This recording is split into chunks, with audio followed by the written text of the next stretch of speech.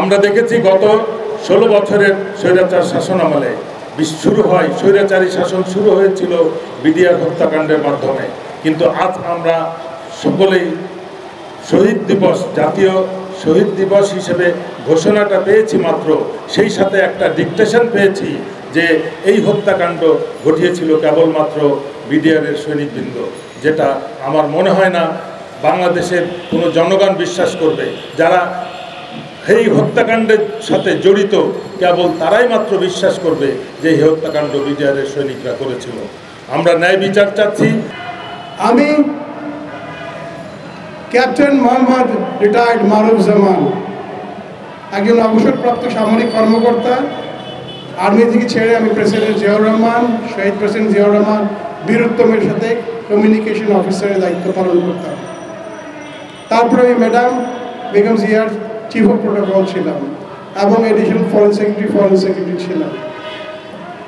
আমি আওয়ামী লীগের ক্ষমতায় আসার প্রত্যেক সময় 21 বছরে জীবনে কোনো প্রমোশন, জীবনে কোনো পোস্টিং, কখনো কিছু পাইনি অবজ্ঞা ছাড়া।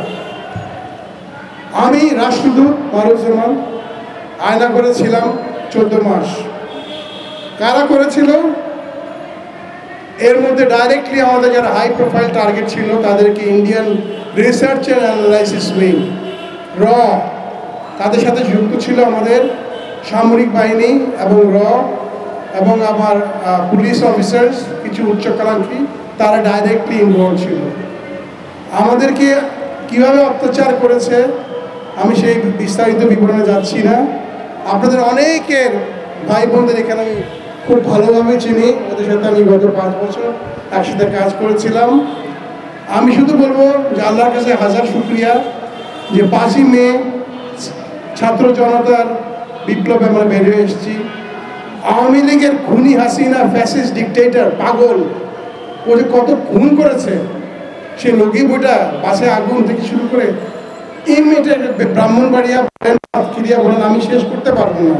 এবং এখনও যে সমস্ত তথ্য উপাত্ত আমরা জানি, বিভিন্ন সোশ্যাল মিডিয়াতে ইউটিউবের মাধ্যমে জানতে পেরেছি, সেগুলা সুষ্ঠু বিবেচনার মাধ্যমে, সঠিক বিবেচনার মাধ্যমে বিচার হবে।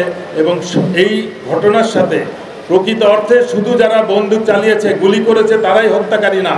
যারা তাদেরকে বন্দুক দিয়ে পাঠিয়েছে, টাকা দিয়ে হায়ার করেছে, যারা বুদ্ধি দিয়েছে, যারা পরিকল্পনা দিয়েছে, যারা তাদেরকে নিশ্চয়তা দিয়েছে, নিরাপত্তা দিয়েছে, 30 ঘন্টা ব্যাপী একটা সময় দিয়েছে এবং হত্যাকাণ্ড ঘটিয়ে লাশগুলোকে গুম করে পালিয়ে যাওয়াতেও যারা সহায়তা করেছে, তাদের সকলের বিচার আমরা চাচ্ছি।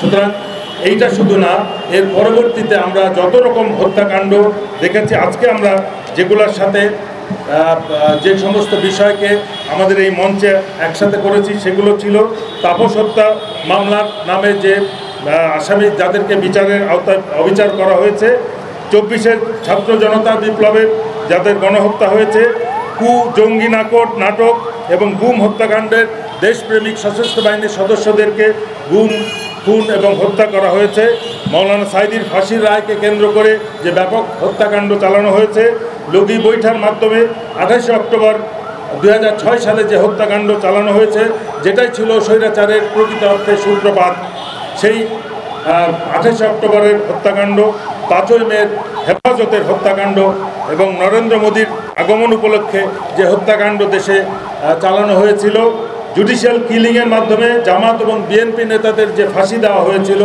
তাদেরকেও আমরা এই মঞ্চে আশা করেছিলাম। আমার সম্পূর্ণ সবাইকে আমরা উপস্থিত করতে ব্যর্থ হয়েছি।